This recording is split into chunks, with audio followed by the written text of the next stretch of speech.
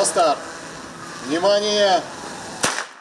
Надеть экипировку пожарный должен за минуту, а они справляются и того быстрее. Время для них один из главных противников. И это как раз тот случай, когда счет идет на секунды, огонь ждать не будет.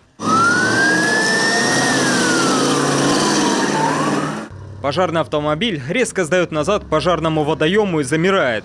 И пока водитель кидает рукав и цепляет его к патрубку, бойцы уже готовятся к первому испытанию. Поднявшись на крышу постройки, ловко орудуя бензопилой, командир звена пробивает путь прямо через кровлю. Его бойцы идут следом. Разделавшись с металлической дверью, звено готовится войти в задымленное помещение. Перед этим продувка и проверка дыхательных аппаратов. Впереди трехэтажный лабиринт, состоящий из сплетения узких ходов и переходов. Видимость практически нулевая. Поэтому пострадавшего приходится искать на ощупь.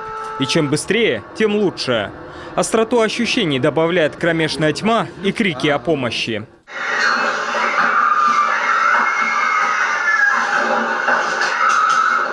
После этого нужно вытащить из огня газовый баллон и манекена Яшу. С последним немного сложнее. Все-таки он весит 90 килограмм. Следом звено вскрывает гараж и выкатывает дымящийся москвич. А после обратно бежит в клубы дыма. Ликвидировав пожар в гараже, звену остается лишь, выражаясь профессиональным сленгом, навести пену.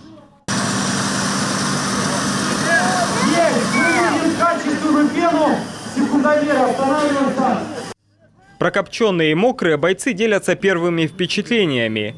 По их словам, хоть и многие из них соревнуются не первый год, а тренировки отработаны до автоматизма, все же маршрут не показался легкой прогулкой.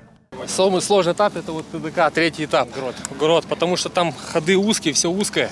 В некоторых местах пролезть может только одному. Тебе нужно еще в этих условиях передать. То есть по жестам, грубо говоря, общаешься, чтобы они должны остановиться, повернуть туда. Ничего не видно, ничего не слышно. И плюс борьба с замкнутым пространством. Этап прошел, в принципе, хорошо. Были свои моменты, нюансы, где, конечно, нужно потом доработать.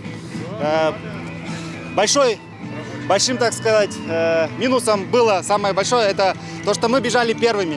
При этом каждый год уровень подготовки бойцов растет. И в связи с этим в этом году было принято решение добавить градус. В этот раз смотр-конкурс проводили 2 дня. При этом многие элементы усложнили.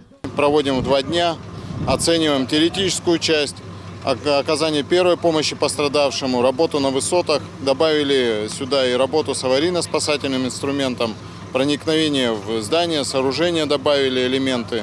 Ну и добавили элементы кроссфита, так скажем, что позволяет оценить еще физическую подготовку наших громозащитников. Тяжело в учении, легко в бою. Подобные соревнования вполне можно сравнить с реальным вызовом, признаются огнеборцы. Только здесь, в отличие от жизни, ошибка или промедление не приведет к гибели человека. Павел Королев, Вячеслав Беспалов, телеканал Юрган, Сыктывкар.